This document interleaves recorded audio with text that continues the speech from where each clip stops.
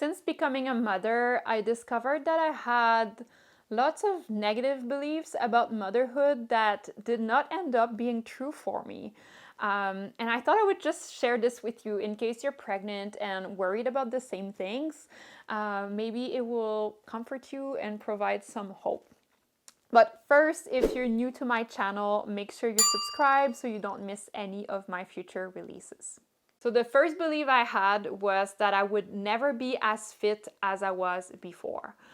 And actually, it turned out that I got fitter than I was pre-pregnancy, which really blows my mind. I just really thought that I would be so unfit and sore everywhere and that I would never be doing the activities I used to do at the same level. But the reality is the demand on my body as a mom is so much bigger than when I was not a mom. And part of it is having an active outdoor lifestyle is just such an important value of mine and my partner, and we really wanted to keep up with that lifestyle as parents, right? Because it's just not something we were ready to put away. So I had to figure out how to do my outdoor activities with my baby, which meant, when I go walking on the trails with my dogs, I'm carrying 20 pounds plus on my back, for an hour or so. And the only other times I was doing that before pregnancy is when I was hiking for multi-days camping trips, which realistically was maybe like once a year. Whereas now I pretty much do that every other day. Same thing when I'm skiing or biking, right? When I'm biking, I'm now pulling a chariot that probably weighs more than 40 pounds total behind my bike. And when I'm skiing, I'm pulling my baby in a pulk behind me. And let me tell you, it's really hard, especially on uphills. So again, when I was not pregnant, I was only pulling a pulk when I was winter camping, again, probably just once a year or less. And when I was biking, I was never carrying anything. So my body got really strong over time from doing all of this extra work with each activity. And that's funny because I had not realized how much fitter I was now until I did the road relay this year. Like, it's kind of a bike relay from Haines Junction to Haines, and I barely trained for it. I had to ride 60 kilometers, and the longest ride I had done this season was 15 kilometers on a mountain bike, but not even on a road bike. So I was convinced that it would be super hard, and I would be sore for days after. But you know what? I was actually totally fine. And when I finished my race, I even thought to myself, I could have kept going, right? So it was crazy. So that's really when I realized, man, I'm so much fitter than I used to be. And there's no way I could have got away without training for this event a few years ago, right? But I guess I'm just more fit in general now, and I was able to wing it. So that was quite a pleasant surprise for me. And I mean, maybe if I had been a competitive athlete before pregnancy, for sure my fitness level would have decreased after having a baby because, I would be starting from a very high level.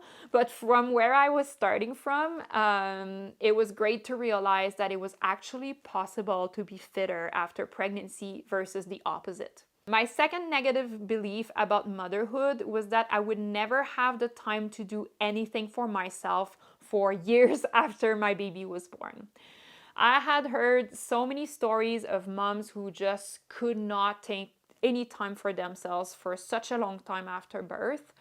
And that definitely wasn't true for me, but I think there's a few reasons for that. First, I have an extremely supportive and present partner who is super competent taking care of our son, and he has been there right from the get-go, right? So I was quite confident leaving the house to go for a ski or a mountain bike ride, knowing that my son was in good hands. And I think that is a huge part of why I was able to take that time for myself from very early on. My partner also went from full-time to part-time work a few months after we had our son, just to give me more space to do things on my own. So I mean, I was so thankful for that decision he made, and it helped so much for my mental health. If you haven't watched my postpartum journey video, you should watch it. I talk about it a little bit. But I really feel for the moms out there who have partners who work long hours and sometimes even weekends, or sometimes are away for, weeks at a time. You mamas are true heroes. I don't know how you do, because I really need my partner's support. Another reason why I think it was quite possible for me to take time for myself is that we were lucky that our son is a good little sleeper. Although we did put quite a bit of effort into making that happen.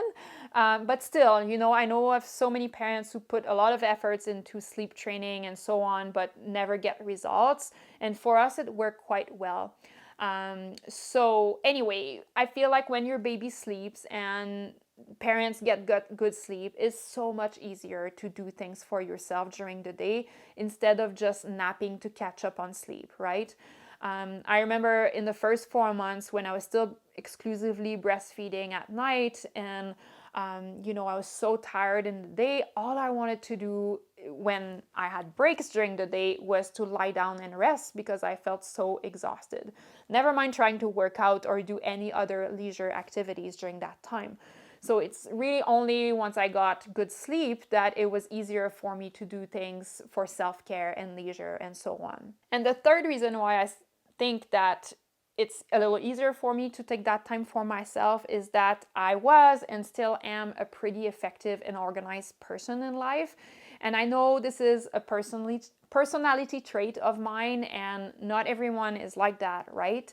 But I think it's definitely a strength that comes in handy when you have a baby, because you need to be so intentional with your time and how you use it. Because sometimes you only have 30 minutes during baby's nap to get some stuff done.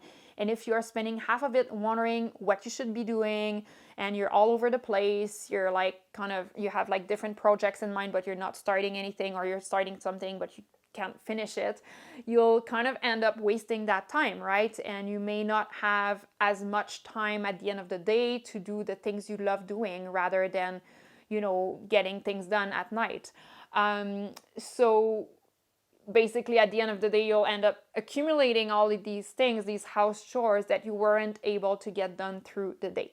So what I learned is that as a mom, you constantly need to review your priorities, juggle with various demands, from house chores to baby care to pet care to cooking, getting groceries, all of it. And when you're organized and clear about your priorities, you can save time, so you can get that time for yourself through this whirlwind of activities that you need to get done. I want to give you an example with cooking, and I don't want to spend too much time on that, but for example, when I cook something, I try as much as possible to double batch it, so we can have one freezer meal and one meal for the day. So it probably takes 5 to 10 minutes more than if I was to make just one batch, because I'll have to cut more vegetables, for example. But it saves you like 30 to 40 minutes if you were to recook that meal like a few weeks later, right? And you're washing the dishes once. It also gives you a quick homemade meal to heat up when the day is more busy and you don't have as much time to cook, instead of using something from the store or ordering from a restaurant. Same thing if I made like a salad dressing, right? I'll double it or triple it so we have some for the whole week, and I'm like not getting these ingredients out every time to make a salad dressing. I also try to make a menu before going to the grocery store, so I have everything I need for the week and I don't need to go multiple times grocery shopping. I know some people dread that kind of organization and planning, and honestly, like every time it's time to do the menu, I'm like, oh, I don't want to do it again, but I know how much it'll make a difference in the flow of the week, and it saves little chunks of time here and there, and it all adds up so you can have more time for the things that matter and fill your cup. So if you can relate to this, I would love to hear your organization tips in the comments below. I just love this kind of content. I watch like tons of YouTube videos about it. So share your tips with me. And my third negative belief about motherhood was that my relationship would suffer from having a baby. Honestly, since becoming parents, I feel like I've become so much closer to my partner.